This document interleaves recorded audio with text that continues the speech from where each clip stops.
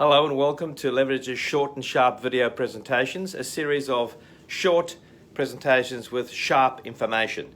Now today's topic is going to be the anatomy of a residential sale in New South Wales. And the best way to talk about this is to put up a simple timeline, and that simple timeline should designate the beginning, the middle and the end of the process.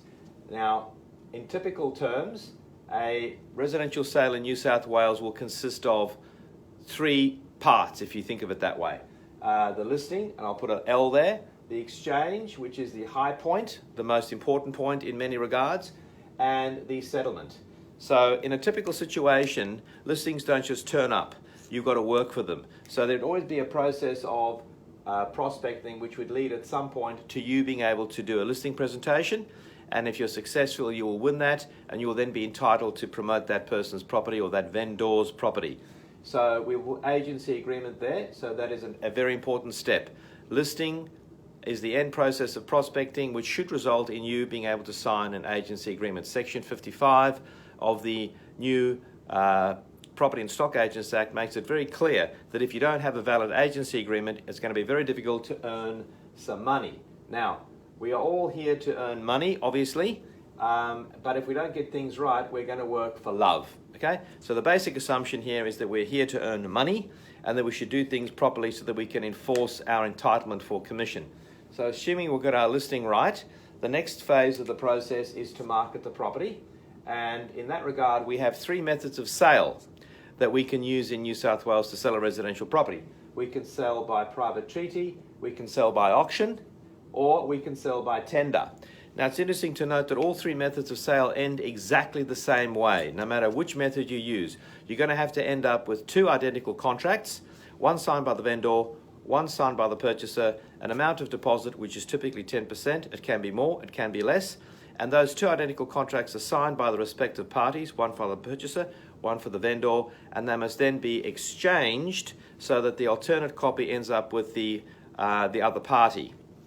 So assuming that we have got exchange, in New South Wales, a residential buyer has got a statutory cooling off period. That period will depend on whether they're buying existing stock or whether they're buying off the plan. If it's an off the plan purchase, it's a 10-day cooling off period. If it is an existing stock, it's going to be 5 days. That 5-day cooling off or 10-day cooling off allows the purchaser to change their mind for any or no reason. If they want to remove that cooling off period, or if they're persuaded to, or if they've negotiated to remove that cooling off period, which is a purchaser's right, they then have to ensure that a Section 66W certificate forms part of the contract. There are processes and checks and balances in place in respect of that 66W, which will form part of the content of another short and sharp presentation in due course. Let's assuming that we have got a cooling off period and that cooling off period has come and gone. We are now moving into the unconditional part of the settlement phase, and that will ultimately end with the matter being settled, which means that the money flows will all conclude, and very importantly, there will be a transfer of title. The title will move from the prior owner, the vendor, to the new owner, the purchaser. So it's called a transfer of title, and that will be the process that will involve the settlement. So when you settle a transaction, what you are doing is closing the matter, the money flows all end. The agent will typically account for their commission, usually by receiving an order on the agent.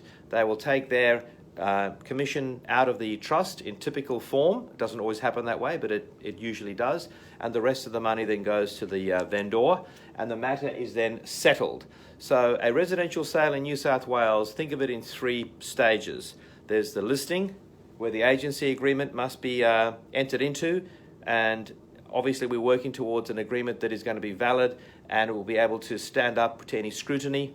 It then has to be exchanged, two identical contracts, each signed by the other party, with a deposit, which will then make the deal binding. A promise to buy and a promise to sell equals exchange, and then that matter then moves towards settlement, and at the point of settlement, the matter is concluded, the flows of money are completed, the title then moves from vendor to purchaser, and we can then move on to the next transaction.